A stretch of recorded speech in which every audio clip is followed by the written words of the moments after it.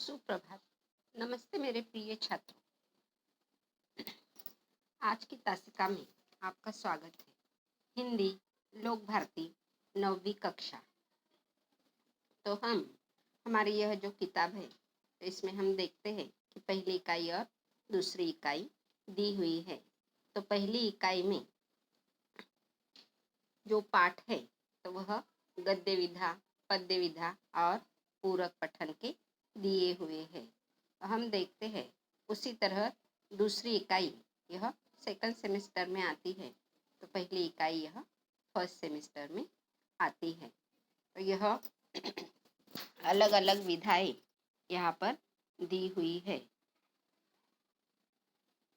तो हमारी पहली कविता जो है तो चांदनी रात, इसके जो कवि है तो मैथिली शरण गुप्त जी है। तो चांदनी रात यह जो कविता के कवि है मैथिली शरण गुप्त, तो इनके बारे में हम जानकारी लेते हैं। तो मैथिली शरण गुप्त जी यह अधिकतर इन्होंने काव्य ही लिखे हैं और उसी के साथ भारतीय संस्कृति तथा राष्ट्रीय भावनाओं के दर्शन इनके कविताओं में या लेखन कार्य में होते हैं। इसके अतिरिक्त उन्होंने ऐतिहासिक, पौराणिक और प्राकृतिक विषयों पर इनकी बहुत सारी प्रसिद्ध रचनाएं भी इन्होंने लिखी हुई है। उसमें प्रमुख कृतियाँ जो है तो साकेत, यह इनका महाकाव्य है। तो साकेत यह जो है तो इसमें पूरा जो हमारा रामायण है तो वह काव्य धारा इसमें लिखी गई है। यशोधरा, जयद्रथ वध, पंचवटी, भारत महिमा यह इनके खंड काव्य है। रंग में भंग, राजा प्रजा आदि यह इनके नाटक है। तो आज की यह जो कविता है तो यह एक खंड काव्य है।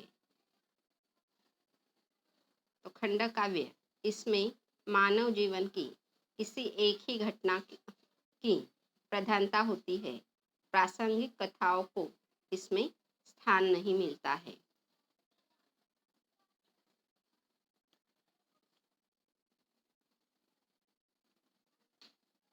तो यह जो हमारी कविता है चांदनी रात, तो यह मैं पहले आपको पढ़ती हूँ।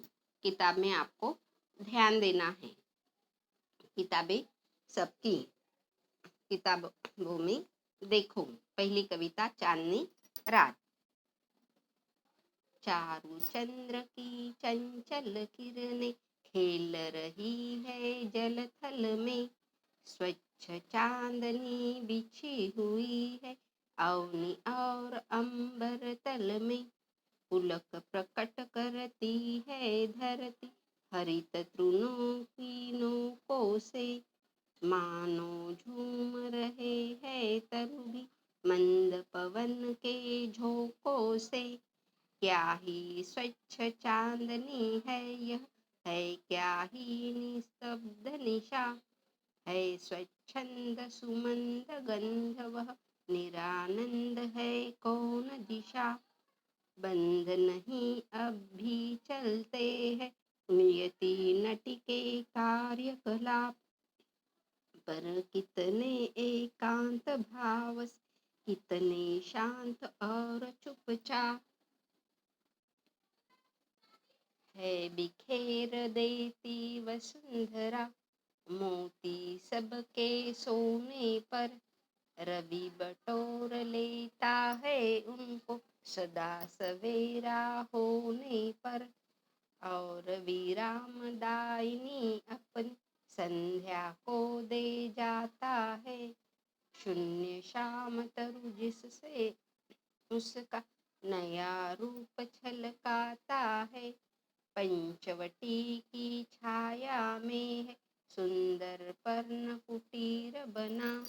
उसके सम्मुख स्वच्छ शिलाप धीर वीर निर्भीक मना।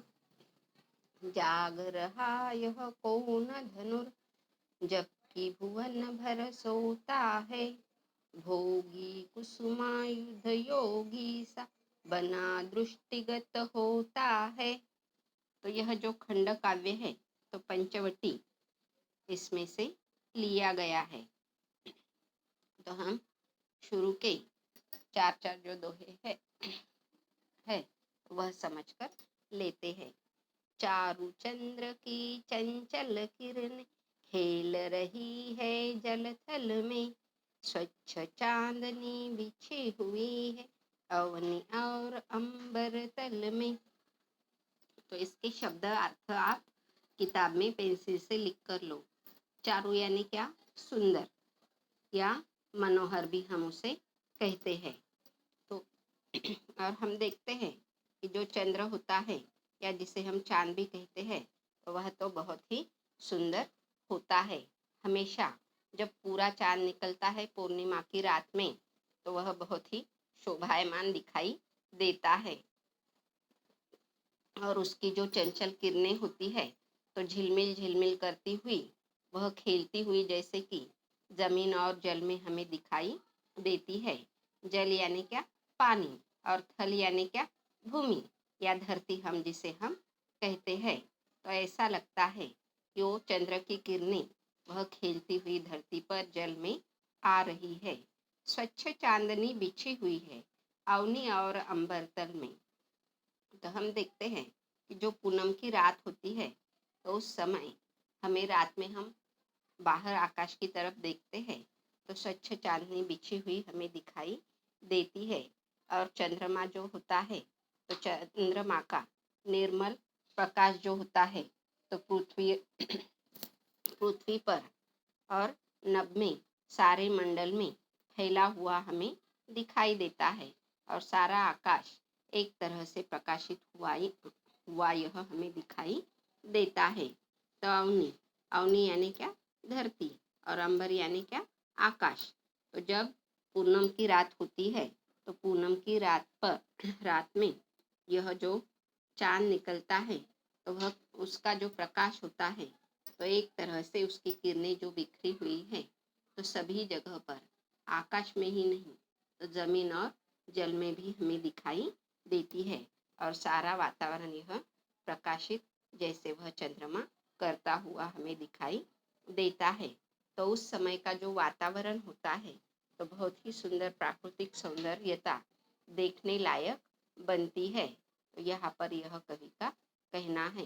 तो वह जो उस समय का दृश्य होता है तो बहुत ही मनोहर होता है, सुंदर होता है। पुलक प्रकट करती है धरती हरित तृणों की नोकों से, मानो झूम रहे हैं तरु भी मंद पवन के झोंकों से। तो पुलक यानी क्या? हर्ष, खुशी या आनंद जिसे हम कहते हैं। तो उस समय जब चंद्र की किरणें भूमि पर पड़ रहे हैं तो ऐसा लगता है कि यह धरती क्या कर रही है? आनंद व्यक्त कर रही है, वह आनंदित हो रही है, प्रसन्न हो रही है। और उसी के साथ हरित तृण, तृण यानी क्या? घास, और जो घास और पेड़ पौधे जैसे है तो वह उस समय ठंडी हवा बह रही है और वह जैसे कि हिल रहे हैं। तो उसे ही कवि क्या कहते हैं कि जैसे कि वह झूम रहे हैं यानी नाच रहे हैं, अपना आनंद वह नाचकर प्रकट कर रहे हैं। तरु यानी पेड़। तो उस समय यह मन वातावरण में यह पेड़ पौधे भी हिलने के कारण एक तरह की हवा आ रही है और जैसे कि वह नाच रहे हैं। और उस समय मन पवन के झोंकों से, तो उस समय ठंडी हवा यह बह रही है और सारा वातावरण यह पेड़ पौधों के झोंकों से जैसे कि सारा वातावरण यह सुगंधित हो रहा है और सर्वत्र आनंद ही आनंद यहाँ पर दिखाई दे रहा है। तो यहाँ तक यह कविता आपको 2-3 बार पढ़नी है और इसके जो शब्दार्थ है तो वह भी आपको आपकी नोटबुक में लिखने हैं। इसके आगे की कविता हम अगली तासिका में देखेंगे। तो धन्यवाद छात्रों।